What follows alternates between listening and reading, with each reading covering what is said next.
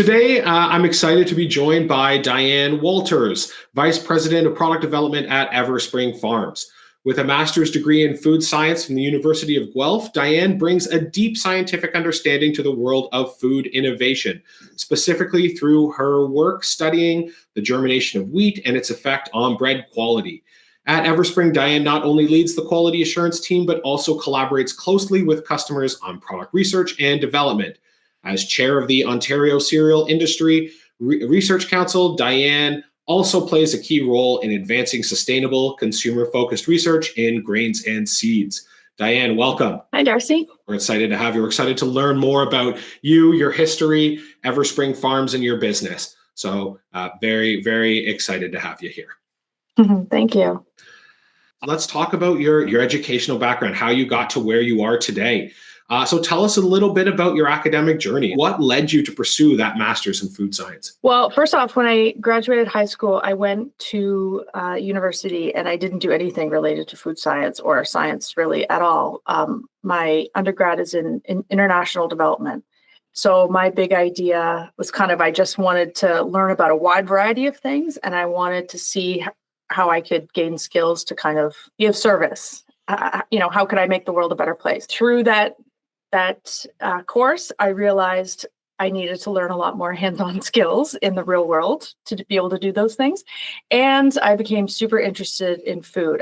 I come from an agricultural farming background, and I realized actually that's what I love is food, rural food production. And by the time I graduated my undergrad, I realized I wanted to be in the food space. That's what I wanted to do. That's what I wanted to focus on. As luck would have it, right when I graduated, my family business, we were going into sort of a new area in this grain and seed space, and it was really small, and we had no idea where it was going to go. But I thought, you know what, let's give it a go. Let's see what happens here. So I jumped in, and after doing that for a few years, we were spreading grains and seeds. We went to the University of Guelph, which is a world-renowned food science department. And we asked the professors there, we wanted to learn about germination, what happens inside a seed when a seed germinates. We wanted to understand the science of it. And the professor there at the time, he said, this would make a really great master's project. And we were like, oh, awesome. Okay. So do you have a student that would be willing to take this on? And he looked at me, and I'll never forget it. He looked at me and he goes, yeah, you. And until that moment in time, I had never considered doing a master's in food science. I'd never considered going back to school. And in that moment, I was just like, yes. So the next day I called him back and I said, yeah, I'm in. And so it was a great opportunity. I got to learn way more about the science side of things. And at the same time, got to do some of my research on actual germination of wheat, as you mentioned in the intro, the germination of wheat and bread quality. So all around, it was a fantastic experience. Good opportunity. It's amazing sometimes the impact a professor can have on our career, right?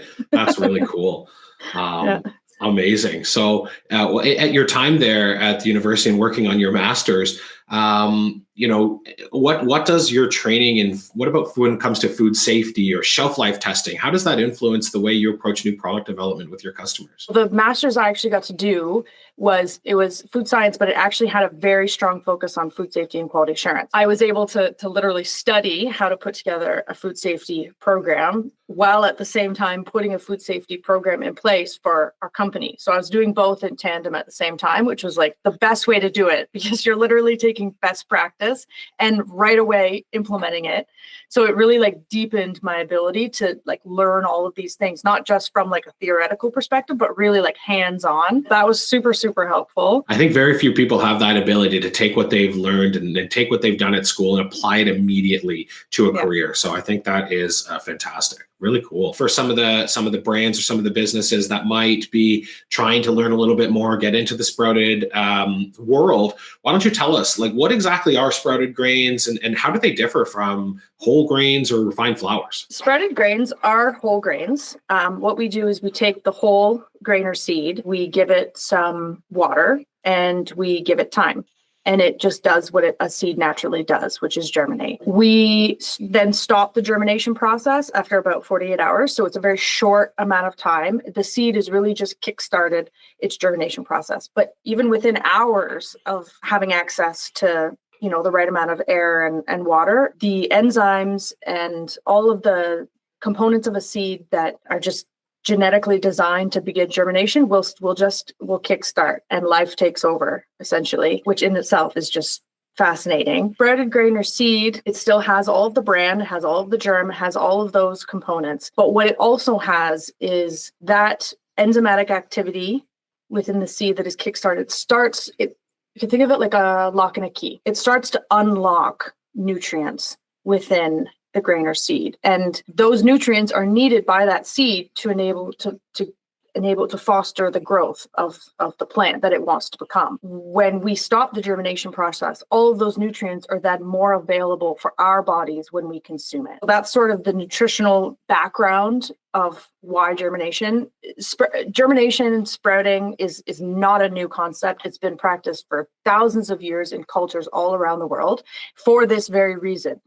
They inherently understood the mechanics of this and why it would be beneficial for their bodies and enable them to more easily digest the grains that they were consuming. So a whole grain still has the germ and the bran, but it just hasn't started this germination process. So it's a dormant seed. A refined flour would be a grain that the bran and the germ have been removed.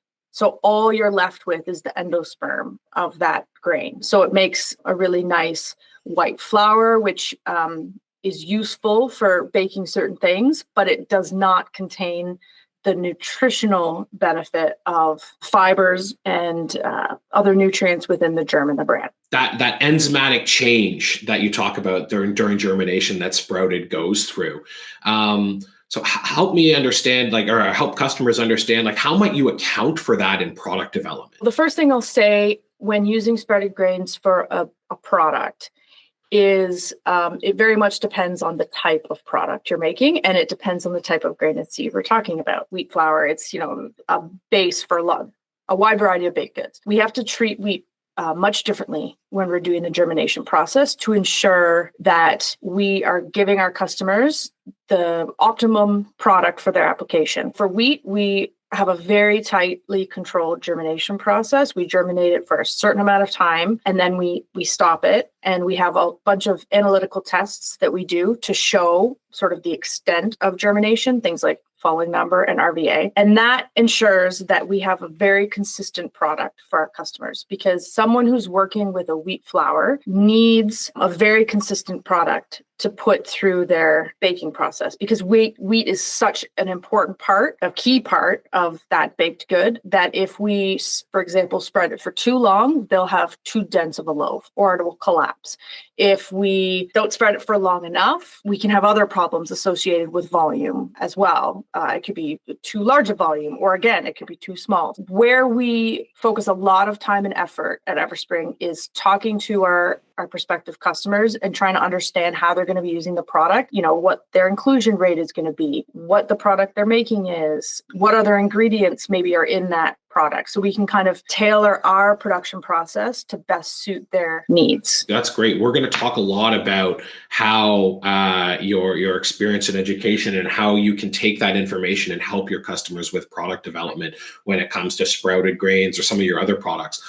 Before we do, I want to talk about another big potential product or a trend that's emerging when it comes to regenerative grains. Tell us a little bit about regenerative grains and how do they differ from conventional, organic, or sprouted? How do regenerative grains play a role into what you guys do at Everspring? Our company, we believe that is sort of the future of agriculture and where it's going. We would like to do everything that we can to sort of support the work in that space. So how they differ is conventionally grown grains. That's since quote unquote the Green Revolution and the mid part of the last century. That is how most grain is grown in the world. The main goal of conventional agriculture is to grow as much as possible, which is, fantastic. It's fed the world.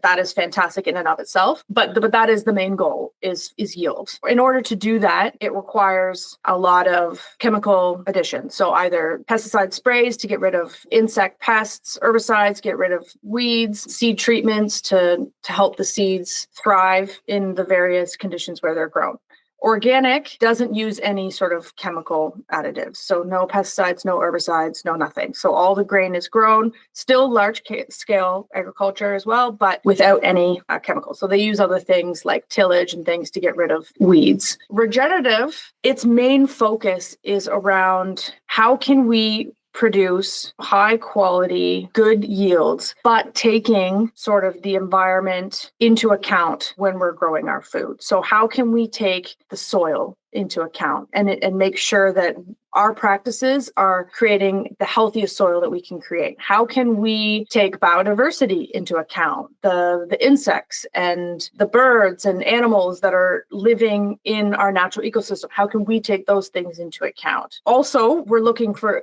good yields, but there's a wider variety of things that we're taking into account with regenerative, which we just think is really important to maintain resiliency of our agricultural systems. Right now, I mean, we're really spoiled here in Ontario. We have a wonderful agricultural base here in Ontario, but in a lot of places in the world, they have a much more brittle agricultural base, meaning they are more prone to drought or too much rain or other sort of environmental shocks that can really, really negatively affect the ability of farmers in those areas to be able to grow a crop. And so regenerative really tries to make the environment more resilient to these sorts of environmental challenges that can arise, especially now as the climate is changing. You mentioned in there, you talked about things like pesticide use and things like that. I normally attribute that a lot to organic. So like what kind of farming, is that part of the regenerative farming practice? Like what other farming practices qualify a grain as regenerative? There's kind of two streams of regenerative, two streams of thought.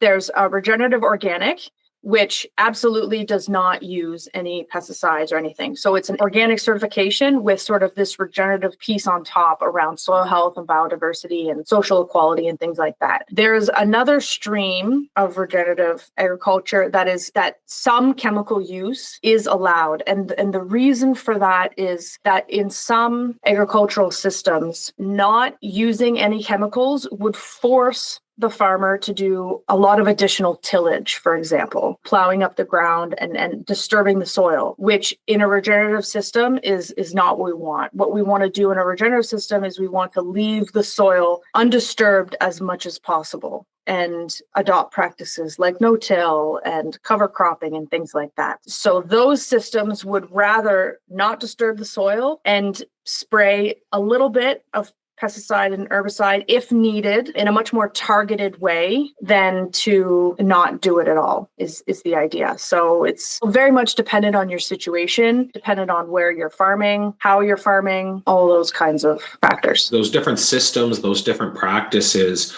do they lend themselves to be more attractive to a certain type of grain or seed? Like, are there better seeds or grains to use as part of the regenerative process? Any grain or seed can be grown regeneratively in a regenerative type system for sure. But the big key is in a regenerative system, we really, really, really want diversity. Instead of just growing a rotation of 2 or 3 crops, every year, just rotating those 3.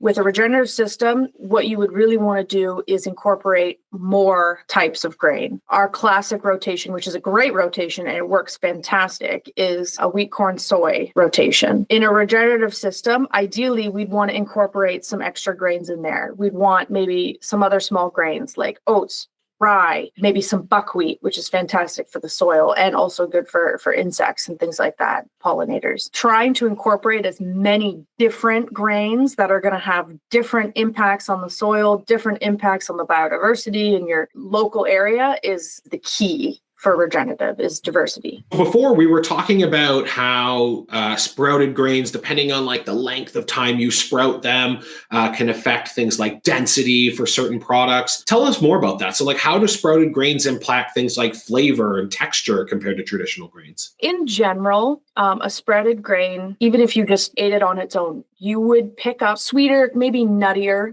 flavor profile. And that's because of the enzymes that are breaking apart the starch within the grain and converting it into some more simple sugars. That's why you're picking up that sweeter flavor profile. Whether that would be able to offset some of the additional sweeteners that you have in your product, that may be, depending on how you're using the grain and how much of it you're using. That's one element. Texture, again, depends on the type of grain or seed that we're talking about. So, for example, something like flax. When we sprout flax, we get a sweeter, nuttier flavor profile for sure. And it's definitely noticeable compared to non-sprouted flax. And you also get a different texture of the flax powder. And it offers some benefits in some baked goods. It acts a little bit like an enzyme would in a baked good. So it gives it a softer consistency in terms of the finished product. For a product developer, what would you then need to keep in mind when formulating with sprouted grains? Again, depending on how you're using it, if you intend to use a high percentage of sprouted grains in your product, and I would say 30% or higher inclusion rate in whatever you're making, then that's information that we as a sprouter would definitely want to know, because that will change how we handle the sprouted grain or seed. We will want to make sure that we don't sprout it too much. If we sprout it too much, that potentially could have a negative impact on, because there would be too much enzyme activity, which could cause you problems in your baked good. But anything less than that, you're going to treat it the exact same way as you would a non-sprouted grain or seed. And even at the higher inclusion rates, and we know that you're going to be using it as a pretty substantial percentage of your formulation, you aren't going to really treat it that much differently. We will kind of handle that part to make sure that it's consistent from batch to batch and that we haven't taken it too far. The only thing I would say maybe is you may notice that sprouted grains and seeds and flours tend to be thirstier. So they will suck up moisture quicker within your batter than a non-sprouted counterpart. And it completely makes sense why it would do that, because those sort of pathways have already been opened once. That grain has already been soaked. It's already taken up water once and it's released it when we dried it. And so it's like those pathways are already open and it just absorbs it that much quicker. Let's talk about some specific product types and see how those things that you mentioned, sweetness, density, time it takes to time for sprouting, how that plays into certain different types of recipe formulations. Like any things that are there different challenges that you need to kind of attack when it comes to things like bread or versus tortillas versus muffins? Like, do you kind of approach those things a little bit differently when working with the sprouted product? So something like a muffin or a baked good, anything like a sweet good, they tend to be a little bit more tolerant of our processing on it. So it's less of a concern. Anything with bread or anything that's going to rise, that's where we really make sure we've got it really dialed in, exactly what you're intending to do with the product. And our specification on our side is very dialed in into what we're going to be giving you. If I had to pick, the most challenging thing would be something like a bread product. And it's certainly possible. It's just that we want to make sure we have all the information related to your product so that we can make sure we're giving you something that's going to be optimal for your product. Everything else is really pretty forgiving. That's one of the main things that you do, right, at Everspring, is that collaboration between the brand creating this end product and you guys being the supplier and the provider of these sprouted products. You want to have this connection and this lines of communication so that you can make the best possible recommendation for the formula and the combination of these ingredients. Is that one of these value propositions, one of these value adds that you guys provide your customers? Absolutely. The most successful long-term collaborations we've had with customers are very much based on this very tight collaboration. In terms of product success, that we find is super important. On the other side of it, I think just in our DNA is a desire to just have that connection for the sake of having the connection with our partners, right? Like, we love when we get into working with a company, we hope that it turns into a long-term relationship that, can go on for many years. And that's just more fun that way. It's just more fun having those relationships with customers, right? Two reasons why we really encourage and hope for that with any potential customers. So we've talked a lot about sprouted products. We're going to talk more, but first, you guys do more than just that, right? I know you guys work a lot more work a lot still with, your traditional grains, things like rolled, cracked, whole grains. So tell us a little bit about how formulation strategies might differ in those different products between using whole grains versus cracked grains versus rolled grains. When we got into the space, we very much specialized in the sprouted grains and seeds, and that's how we grew the business. But through that process, the equipment that we acquired and the production processes and everything, we got to a level of capacity where we were willing to take on more than just the sprouted products. And now that's what we're doing. We're really opening the door just fairly recently, within the last couple of years, we're really opening the door to collaborations with customers on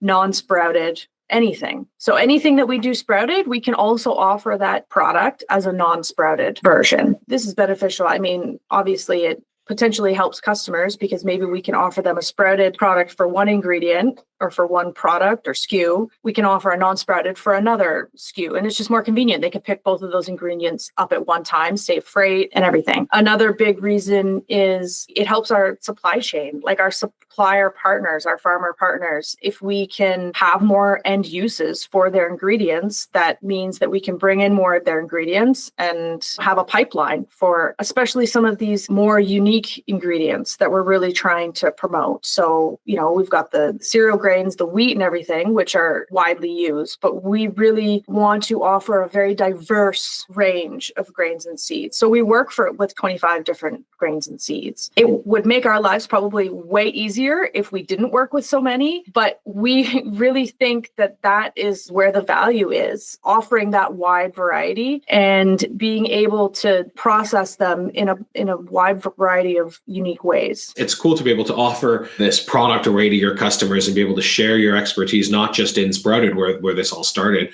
but across the whole spectrum of the different grains that are out there. When it comes to these more traditional grains, talk to me about the product and research and development that you do with those. So like when it comes to like particle size or like how does that affect texture and mouthfeel when we're talking about these more traditional grains? Everything that we mill, we actually test it for its granulation size. The idea there is to make sure it's consistent from batch to batch. So what the customer got last time, they can kind of expect the same thing. The granulation size could definitely have an impact on functionality in the finished goods. So how that flour will absorb water, for example, can definitely be impacted by the granulation. We also do quite a bit of specialty granulation. So not just a really fine flour. We offer sort of a wide range of sort of coarse milled granulations. We do a lot of work in the extruded snack space, and they have a very specific granulation that they require for their extrusion process. We do a lot of work in that space with some really good partners there. So again, it comes down to communication with the customer.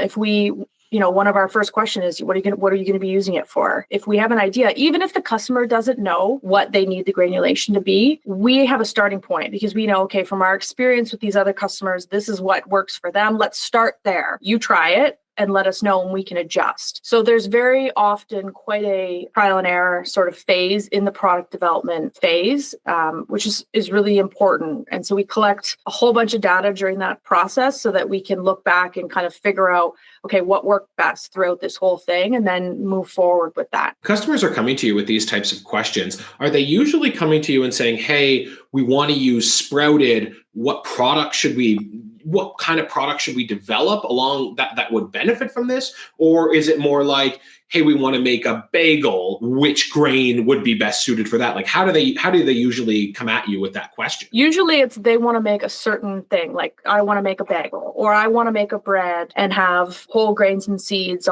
as a topper on the top. What do you recommend would be the best in your portfolio for that? So give me a few examples. So like when it comes to like a bagel or a muffin or a tortilla, when might you recommend sprouted versus a cracked grain or a whole grain? Like when it comes to some of these different food products, what kind of product would benefit the most from using, say, a sprouted grain? It comes down to, again, situational dependent. So for example, recently we were working on, we had a customer that was looking to make something that was gluten-free, a baked good for gluten-free. Based on that information, we kind of just gave them some ideas ideas of some grains that would have a good flavor profile that maybe they hadn't used before, but that they could easily incorporate, maybe not as the number one or number two ingredient, but to add it in there to give their customers exposure to a different grain or seed. There will be times where we have a customer that comes to us and says, that topper, for example, like a bread, what grains would work? And we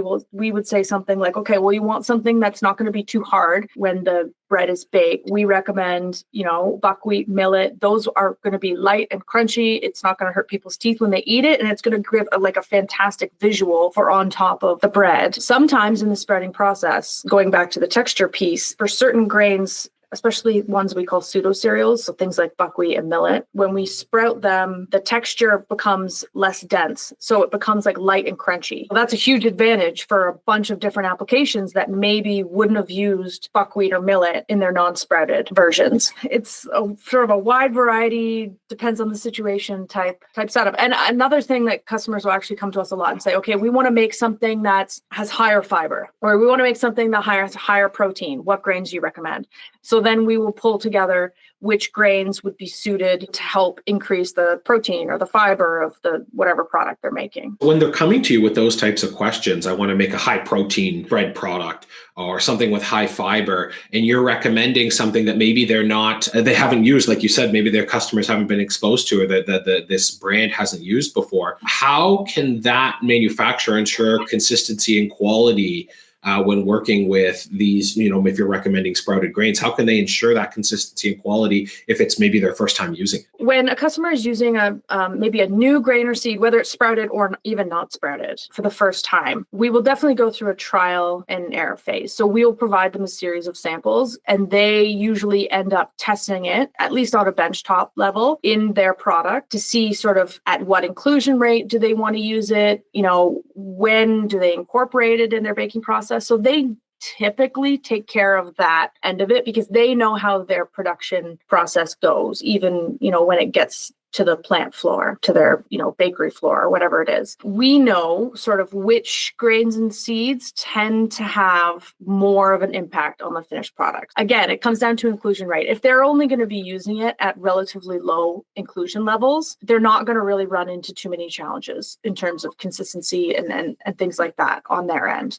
And we keep very detailed records through the product development process of what we've given them in terms of moisture and different analytical data points that we have the ability to test for. When it maybe the process continues on and moves to, say, like a plant trial, where they get a larger amount to be able to actually run it in their production process. We look back throughout all our notes and we set our specification based on what we've given them and what we know worked on the benchtop. Then we go forward from there. Assuming it works well in the plant trial, then we've got our specification and we work off of that specification going forward. I'm trying to put myself in this brand, this company's shoes. And so, okay, they've come to you with the need for developing this type of product. You've made a recommendation. You've gone through the trials of testing the product.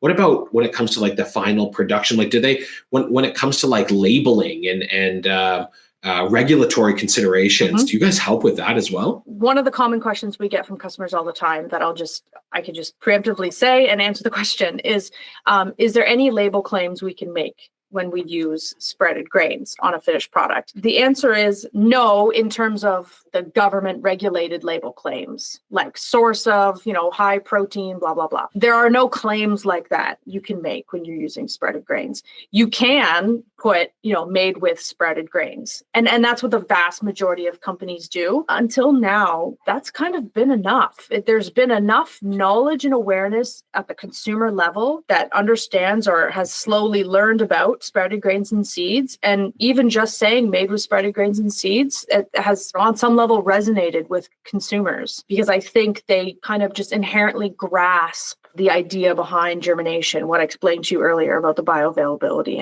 and the whole grain aspect of it. So yeah, no official label claims. And then another common question, which I can answer as well as part of this, is there any like significant nutritional changes they can get from using sprouted grain? If you look at your traditional ingredient deck that's on, the vast majority of packages, it has things on there, like sugar and some basic vitamins, vitamin A, vitamin D. That's very much of a small snapshot in terms of what is all part of the food we eat in terms of the nutritional components. Those items that are on a traditional nutritional deck are not going to change super significantly from our sort of 24 or 48 hour sprouting process. There will be small changes here and there. Like, so for example, one of the big ones is the fiber number itself, the total fiber may stay relatively the same, but if you then take that testing further and test soluble versus insoluble fiber, which is super important component of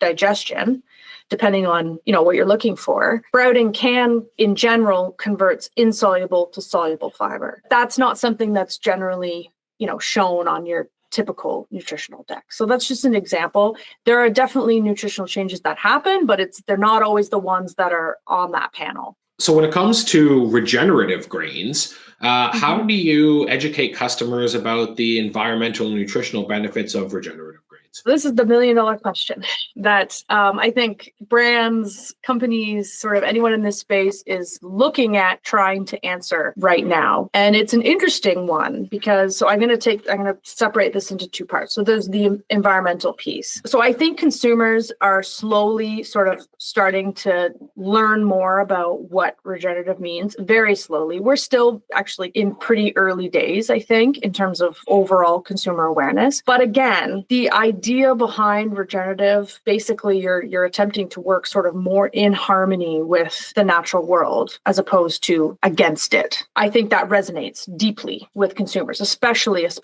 younger generations coming up. Finding a way to communicate the benefits of these sort of regenerative practices in a way that someone who is not from a farming background is going to understand is the great challenge without it becoming like eyes glazed over, like too much detail. And this is where things like Kiss the Ground and sort of those documentaries are super important because they're available. I mean, they're on Netflix now, like they're available to the wider consumer base. And that's super important in sort of educating and allowing consumers the ability to see visually what we're talking about in terms of these regenerative practices. It's a slow build. And I think the more we just continue to talk about it and try and to show what it is and to show the benefits is a key part. Now, to do that, it requires a lot of data collection because there is like most things, there is the threat of greenwashing. So the idea that,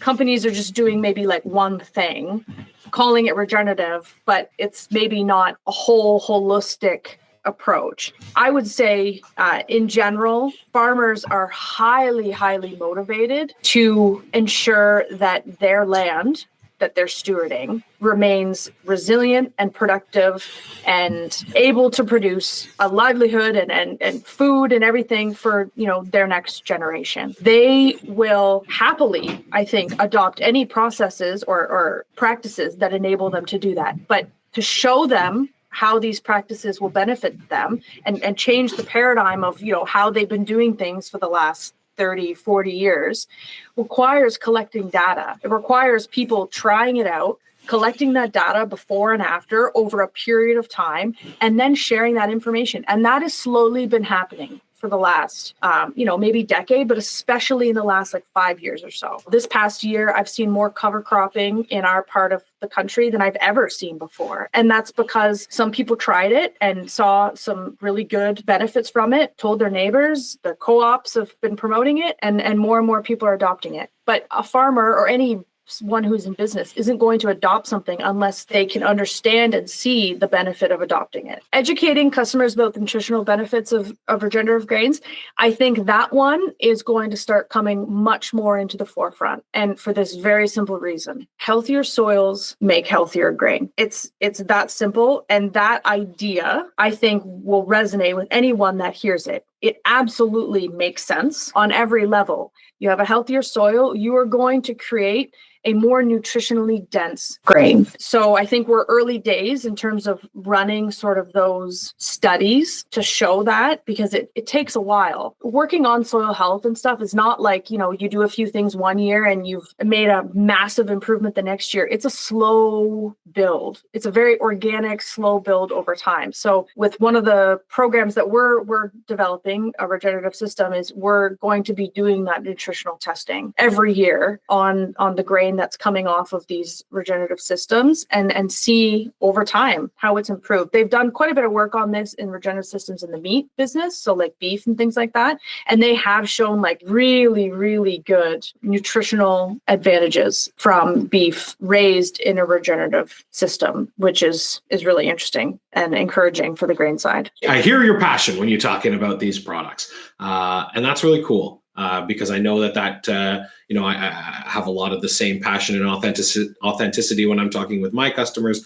Obviously, you have that as well, and it really comes through. So tell me a little bit more, like what is it that excites you most about when working with sprouted grains? For me, the goal has always been to produce food products that are sort of as nutritionally dense as possible. In our case, we're able to provide a whole grain, relatively minimally processed, that is just nutritionally dense for people to incorporate into whatever food product they want to make. So there's that piece of it. I think the other piece is, I think in our company DNA is the idea of service. Whatever we can do to kind of help our customers to move their goals along as well, whether that be something like specialty product that we can kind of create together and make for them, if it helps them out. Like those kinds of things are really rewarding for us. And it's the idea of building connection and relationships with a wide variety of people and companies and from all over the world. And that's the fun part. We've talked about, your start when it comes to sprouted,